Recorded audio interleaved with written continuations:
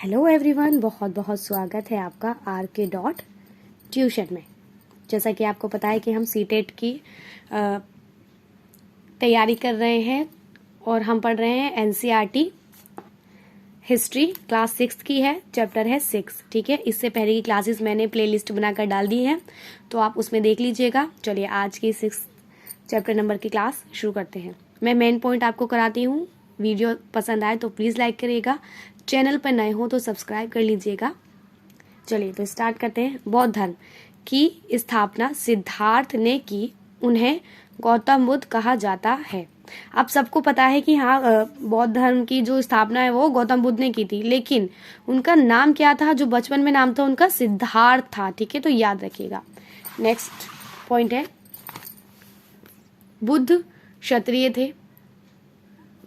बुद्ध कौन? जिन्होंने बौद्ध धर्म की स्थापना की, जिनका बचपन का नाम सिद्धार्थ था। अभी हमने लास्ट पॉइंट में पढ़ा। नेक्स्ट पॉइंट है, बुद्ध शाक्य नामक गण से संबंधित थे। अब मान लीजिए स्टेटमेंट आ जाएगा कि हाँ भाई, बुद्ध जो है वो महाजाति से संबंधित थे, तो आपको पता है कि वो शाक्य नामक गण से संबंधित है, महाजाति से नहीं। महाजाति से कौन संबंधित था? कमेंट करके बताइए। ठीक है, थोड़ी देर बाद मैं भी इसका आंसर बता दूंगी। महाजाति से कौन संबंधित था, इसका आंसर कमेंट में लिखिए कि महाजाति से ये व्यक्ति संबंधित थे, उनका नाम लिखिए।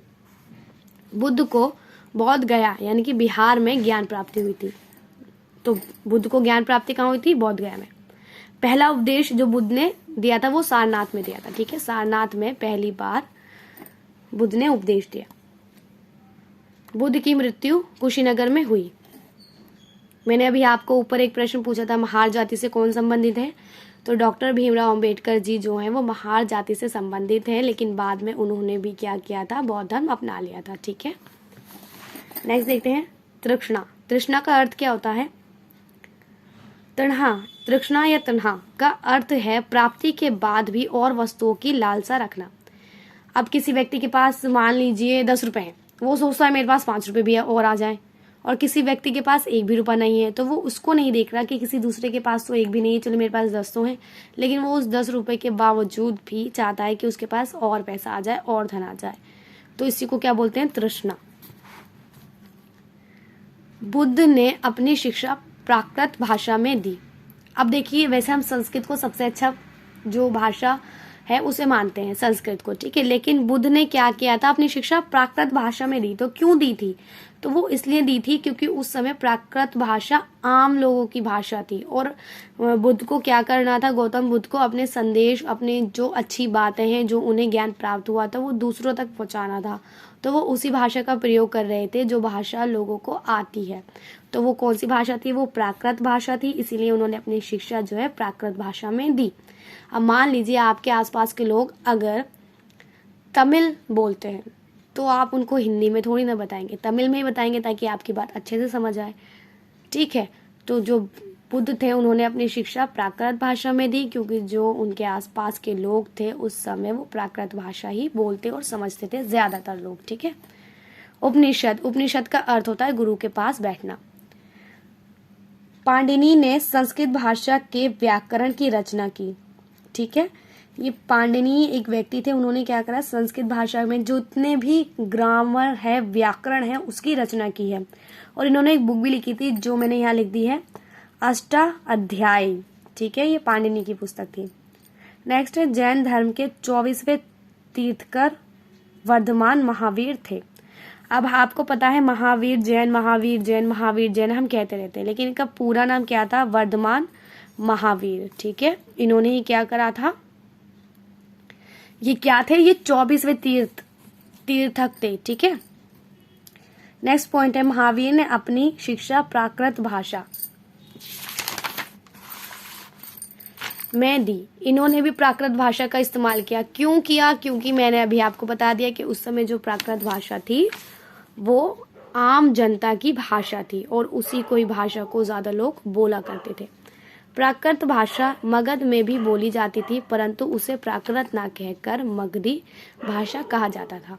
अब प्राकृत भाषा देखो मगध में ही बोली जा रही है, लेकिन वहां पे उसका नाम क्या है? मागधी। जैन का अर्थ है विजेता।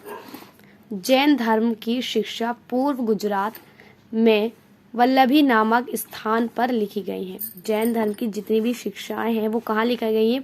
पूर्व गुजरात में एक जगह है वल्लभी, उस जगह पर लिखी गई हैं। ठीक है, नेक्स्ट पॉइंट है भिक्खु भिक्षुणी जैन धर्म से संबंधित है। अब देखो, आपने बौद्ध धर्म में भी भिक्षु भिक्षुणी सुना है, लेकिन ये भिक्खु भिक्षुणी है, ये जो है ये जैन धर्म से संबंधित है। विनय पटक में बौद्ध भिक्षुओं हेतु नियम लिखे गए हैं। तो विनय पटक याद रखना, इसमें क्या लिखा गया है?